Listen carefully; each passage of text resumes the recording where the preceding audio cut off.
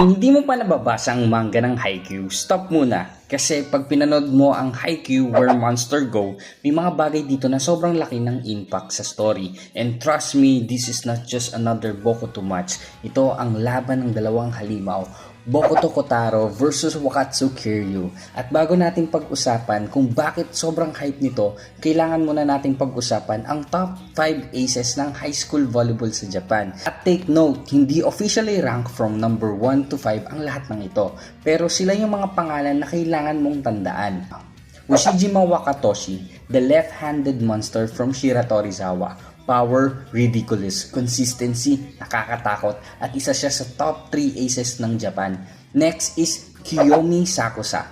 Itachiyama ace, tahimik, calculated, at sobrang technical. Isa rin siya sa top 3. Then, Wakatsu Kiryu.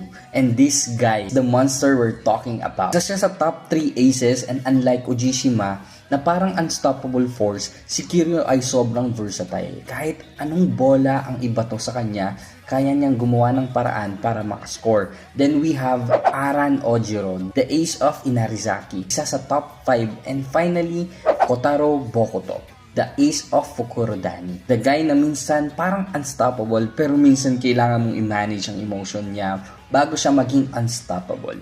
Pero kapag nasa zone si Bokuto, good luck. And now, imagine put two of this monster on the same court.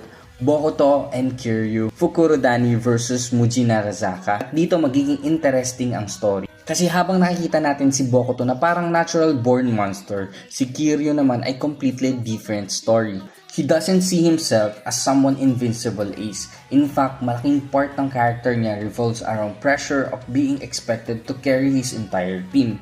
Every time na kailangan ng point, Kiryu ang tinitingnan nila. And that pressure, makikita mo talaga during this match. Meanwhile, si Bokuto, instead na ma-intimidate, parang lalo siyang na-excite. Kasi nakaharap siyang player na kayang kapagsabayan sa kanya. And that's what make this match insane. Hindi lang ito, sino ang mas malakas na ace. It's ano ang ibig sabihin ng pagiging ace.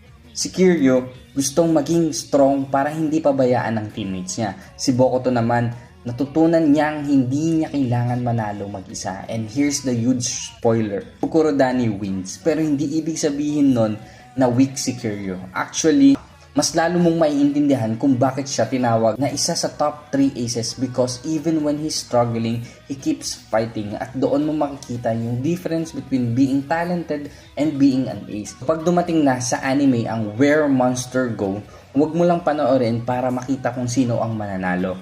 Panoorin mo rin kung paano lumaban ang dalawang monster, Bokuto